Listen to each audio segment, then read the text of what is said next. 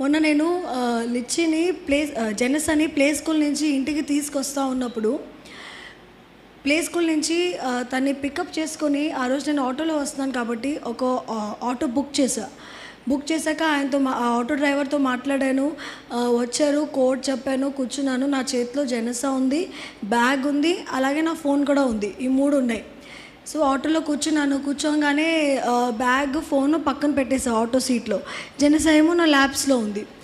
కొంచెం దూరం వెళ్ళాము. ఫస్ట్ బిస్కెట్ అడిగింది, బిస్కెట్ ఇచ్చాను. తర్వాత చక్కలు అడిగింది, చక్కలు ఇచ్చాను. తర్వాత వాటర్ అడిగింది, వాటర్ ఇచ్చాను. అలా ఏదో ఒకటి ఇస్తా ఉన్నాను. ఏ బాక్స్ అయితే తీస్తానో అది పక్కన సీట్ మీద పెట్టేశాను. ఇంకా నా డెస్టినేషన్కి ఇంటికి వచ్చాక ఆయనకి మనీ ఇవ్వడానికి మళ్ళీ అదే బ్యాగ్లో నుంచి పర్స్ తీశాను, వాలెట్ తీసుకొని దానిలో నుంచి మనీ తీసుకొని ఇచ్చాను, వచ్చేసాను. ఇంటికి వచ్చాను. చాలాసేపు దాకా తనకి మళ్ళీ ఫుడ్ తినిపించాము, అవన్నీ చేశాను. కాసేపు అయ్యాక నాకు ఎవరికో ఫోన్ చేయాలని గుర్తొచ్చి బ్యాగ్ ఓపెన్ చేసి ఫోన్ కోసం చూస్తే ఫోన్ లేదు. ఏంటి ఫోన్ లేదేంటి బ్యాగ్లో నుంచి ఒకటి అన్నీ బయట తీసాను. బయట తీసిన ఫోన్ అయితే బ్యాగ్లో లేదు. మొత్తం గుర్తు చేస్తూ ఉన్నాను. ఆటో డ్రైవర్తో మాట్లాడాను కదా, అప్పుడు ఫోన్ చేతిలో ఉంది కదా, కోడ్ చెప్పాను కదా, ఫోన్ చేతిలోనే ఉంది కదా, సీట్ మీద పెట్టాక మర్చిపోయాను. అక్కడే అది ఉండిపోయింది, తప్పిపోయింది నా ఫోన్. ఇంకా ఆ డ్రైవర్కి ఫోన్ చేద్దామన్న ఫోన్ నెంబర్ ఎక్కడుంది? నా ఫోన్లో ఉంది. ఆయనకి ఫోన్ చేయడానికి ఏ ఛాన్స్ లేదు. ఎన్నిసార్లు ఫోన్ చేస్తున్నా నంబర్కి, ఫోన్ దొరుకుతుందేమో. ఎందుకంటే ఫోన్ కన్నా ఎక్కువ నాకు దాంట్లో విలువైన ఫొటోస్ చాలా ఉన్నాయి. నా పెళ్ళికి ముందు నుంచి మా పేరెంట్స్తో దిగిన ఫొటోస్, మా ఫ్యామిలీ మెంబర్స్తో దిగిన ఫొటోస్, ఇప్పుడు 5 ఇయర్స్లో మా పిల్లలు 2 పుట్టాక ఆ మెమరీస్ అన్నీ ఆ ఫోన్లో ఉన్నాయి. ఎక్కడ బ్యాకప్ స్టోరేజ్ లేదు నాకు. మెసేజ్ నోట్స్ అన్నీ నేను నోట్స్లో పెట్టుకుంటాను. కాంటాక్ట్స్ అన్నీ ఉన్నాయి ఫోన్లో. ఇప్పుడు ఎలా ఫోన్ దొరకకపోతే ఎలా? ఇంకొకటి ఏంటంటే ఆ ఫోన్ నాకు నా తమ్ముడు గిఫ్ట్ ఇచ్చాడు. నాకు అది చాలా వాల్యుబుల్, ప్రెషియస్ థింగ్. నాకు it is very valuable to me. ఇంకా ఈ తప్పిపోయిన ఫోన్ నాకు ఎలా దొరకాలి? ఒక్కటే మార్గం. నేను ఫోన్ చేస్తే ఆ ఆటో డ్రైవర్ ఫోన్ ఎత్తాలి, ఫోన్ నా దగ్గరే ఉంది అనాలి, నాకు వచ్చి ఇవ్వాలి. అదొక్కటే వే ఉంది నా ఫోన్ నా దగ్గరికి రావడానికి. ఎన్నోసార్లు ఫోన్ చేస్తానే ఉన్నాను.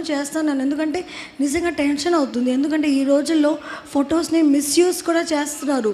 అలా ఎవరైనా చేసేస్తారేమో అని అవన్నీ భయం పట్టుకొని ఆ 1/2 అవర్ 45 మినిట్స్ బాగా టెన్షన్లో ఉన్నా, తప్పిపోయింది ఫోన్ అని.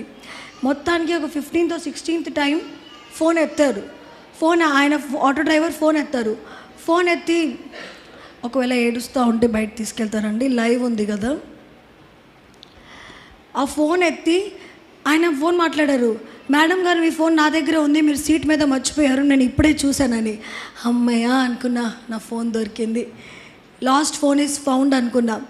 అయితే ఆయన ఏమన్నారు, మేడం నేను నా డ్యూటీ అయిపోయింది, మా ఇల్లేమో కృష్ణలంకలో ఉంటుంది, ఇప్పుడు మాత్రం నేను మీకు ఇవ్వడానికి రాలేను, కుదిరితే రేపు మార్నింగ్ వస్తాను అన్నాడు. అరే రేపు మార్నింగ్ వస్తాడు, ఇప్పుడు నైట్ అంతా నేను ఫోన్ లేకుండా ఉండాలి, ఎలా అని ఆలోచిస్తూ ఉన్నాను. ఆయన మైండ్ మారిపోయింది అనుకో, మనసు మారి మళ్ళీ ఫోన్ ఇవ్వనని అన్నాడు అనుకో, ఫోన్ ఎత్తలేదనుకో మళ్ళీ ఫోన్ పోతుంది. అందుకే ఏం చేశాను, కృష్ణలంకలో మన చర్చ్లో వాళ్ళు ఎంతమంది ఉంటారు కదా, జేమ్స్ అన్నకు ఫోన్ చేసి ఆయన ఇదోకలాగా వెళ్ళి ఆ ఫోన్ తీసేసుకున్నారు. అప్పుడు నాకు అమ్మయ్య నా ఫోన్ దొరికిందని నేను ఎంతో సంతోషపడ్డాను. తప్పిపోయిన ఫోన్ దొరికినప్పుడు ఎంత సంతోషపడ్డానండి.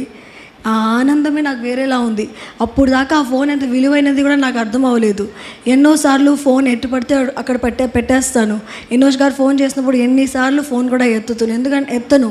ఎందుకంటే ఫోన్ ఎక్కడో ఒక చోట ఉంటుంది. అప్పటి నుంచి ఏ ఆటో ఎక్కినా, ఏ క్యాబ్ ఎక్కినా ఫోన్ మాత్రం జాగ్రత్తగా బ్యాగ్లో పెట్టేసుకుంటాను. ఎందుకంటే ఒకసారి తప్పిపోయింది కదా, దొరికిన తర్వాత దాని వాల్యూ నాకు తెలిసింది. మన జీవితంలో ఎన్నోసార్లు దారి తప్పిపోతూ ఉంటాం. దారి తప్పిపోయినప్పుడు మన దేవుడు, నేను ఎలా అయితే ఆ ఫోన్ కోసం ఎంత క్యూరియస్ అయిపోయాను, ఎంత యాంగ్షియస్ అయిపోయాను, మన దేవుడు కూడా, మన యేసు ప్రభు కూడా మన కోసం ఎంతో థర్స్టీ అయిపోతారు.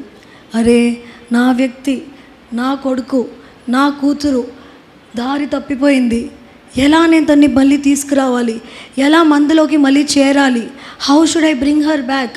తను ఒక్కతే ఉంటే ఎంత ఒంటరిగా ఉంది, గమ్యం లేకుండా ఉంది, ఎలా how should I bring her back. మన కోసం ఎంతో ఆత్రం పడుతూ ఉంటారు, how can I bring her back అని.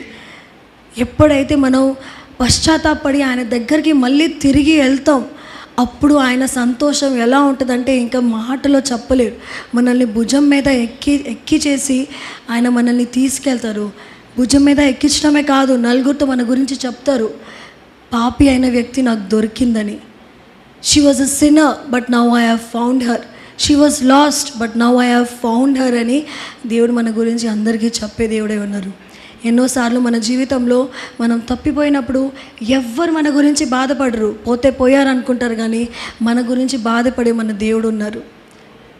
ఆ మందులో మనం మళ్ళీ చేరాలని మన కోసం ఎంతగా ఆశపడతా మనం చేరేదాకా ఆయన మనల్ని వదిలిపెట్టరు. That is a God's love. Hallelujah.